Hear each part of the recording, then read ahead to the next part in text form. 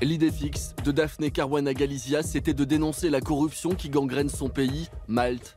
Et cette idée fixe, elle l'a payée de sa vie lundi, dans l'explosion de sa voiture piégée. L-esplużjoni seħħet f'karozza tal-kiri li Caruana Galizia kienet qed tuża f'dan l-aħħar żminijiet. Jidher li Caruana Galizia propju kienet weħeda fil-karozza u l-esplużjoni kienet deskritta bħala waħda qawwija ħafna. Un assassinat qui a choqué le pays, ainsi que Matthew Xuereb, rédacteur en chef du principal quotidien du pays, le Times of Malta. Il connaissait bien la journaliste. Pour ceux qui ne le savent pas, Malte est un très petit pays. Nous n'avons qu'un peu plus de 400 000 habitants. Et c'est la première fois qu'une journaliste est assassinée à cause de son travail. Daphne Caruana Galizia était une journaliste extrêmement connue à Malte grâce à son blog où elle dénonçait régulièrement la corruption de la classe politique et notamment celle du Premier ministre, Joseph Muscat, accusé de posséder un compte offshore au Panama. La justice maltaise n'avait ouvert aucune enquête suite à ces révélations. C'est à cause de cela qu'elle disait qu'elle n'avait aucune confiance en la police maltaise, en la justice et surtout dans le gouvernement. En hommage à son abnégation, le journal The Malta Independent, qui collaborait avec Daphne Caruana Galizia, a publié ce message à la place de l'habituelle chronique de la journaliste. Ta plume a été réduite au silence, mais ta voix continuera d'exister. En Chine, c'est l'événement de la semaine, le 19e congrès du Parti communiste. Un rassemblement organisé tous les 5 ans pour fixer les grandes orientations politiques du pays et renouveler le mandat du président Xi Jinping.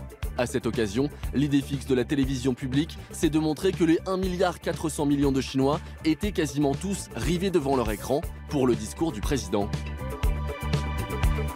祖国各地大江南北，社会各界各族群众满怀喜悦心情收听收看大会盛况。在北京西客站，为方便候车收听收看，铁路部门将电视直播信号接入到候车区的大屏幕。 Pour les autres habitants de Pékin qui n'ont pas regardé le discours du président, impossible d'échapper aux messages de propagande qui s'affichent partout dans la capitale, comme l'a montré la BBC. Competent, courageous, upstanding. And Xi Jinping's message to the army, wherever the party points, march there. Awesome China. Even the bikes are on message. Un peu plus au sud, en Australie, le gouvernement a une idée fixe, qu'on arrête de se moquer de lui. Make Australia less great again.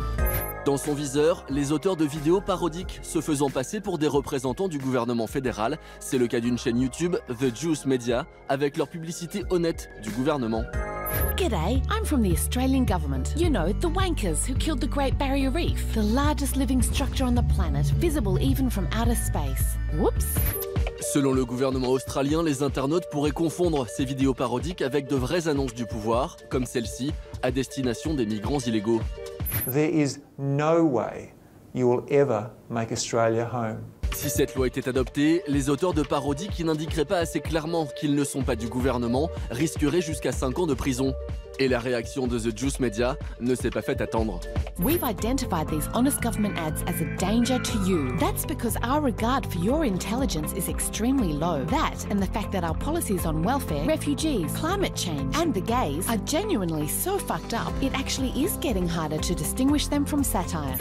En attendant que la loi soit adoptée, The Juice Media continue de rire de ce gouvernement qui a de bien étranges priorités.